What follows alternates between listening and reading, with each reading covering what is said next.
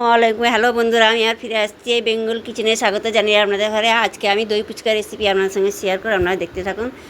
আলু আমি বয়েল করে ম্যাশ করে নিচ্ছি। এবার ওর মধ্যে জিরে পাউডার, লবণ, স্বাদ অনুযায়ী লবণ দিলাম, 1 চামচ জিরে পাউডার দিলাম, দিয়ে এবার ওর মধ্যে আমি লঙ্কার গুঁড়ো দিলাম 1/2 চামচ, গোলমরিচ গুঁড়ো দিলাম 1/2 চামচ, চাট মশলা দিলাম 1 চামচ, দিয়ে ভালো করে মাখিয়ে নেব।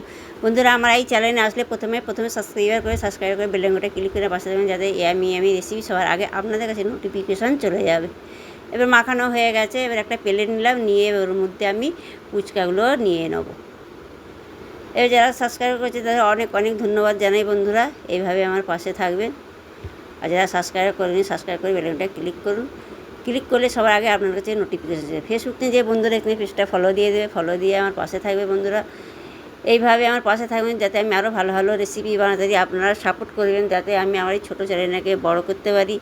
আপনাদের সহযোগিতাই না হলে তো আমার এই চ্যানেলটা বড় হতে পারবে না। আপনাদের সাপোর্ট না হলে আমরা অবশ্যই আমার পাশে থাকবেন। এবার আলুর পুরগুলো আমি দিয়ে দিলাম ফুচকার মধ্যে, দিয়ে এবার পেঁয়াজ কুচিগুলো দিয়ে দেবো। আমার এই দই ফুচকা যদি আপনাদের ভালো লাগে, আমরা অবশ্যই কমেন্টে জানাবেন, আর বেশি বেশি করে শেয়ার করবেন। ভালো লাগলে অবশ্যই লাইক করতে ভুলবেন না। বন্ধুরা, এবার টমেটো কুচি দিয়ে দেবো, এক এক করে সমস্তগুলো টমেটো কুচি দিয়ে দেবো। বন্ধুরা, আমার এই ছোটো ছোটো রেসিপি যদি আপনাদের ভালো লাগে, অবশ্যই কমেন্ট করবে। আমার চ্যানেলটাকে আপনারা ঘুরে দেখবেন কীরকম লাগছে না লাগছে। বন্ধুরা, অবশ্যই ভালো লাগলে কমেন্টে জানাবেন, বেশি বেশি করে শেয়ার করুন।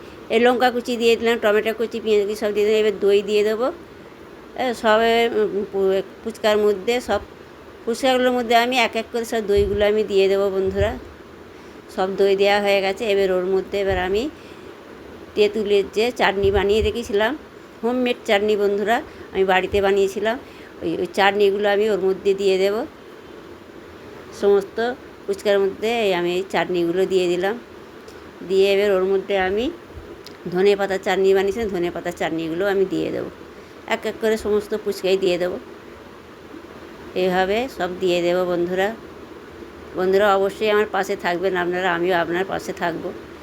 এবার দিয়ে দিলাম সব চাটনিগুলো, ধনেপাতা চাটনিগুলো দিয়ে এবার আমি ঝুরি ভাজা দিয়ে দেবো ওর মধ্যে, আর বেদানার দানা দিয়ে দিলাম, দিয়ে এবার ডেকোরেট করে দিলাম। বন্ধুরা, এইভাবে দেখুন বন্ধুরা কতটা সুন্দর লাগছে।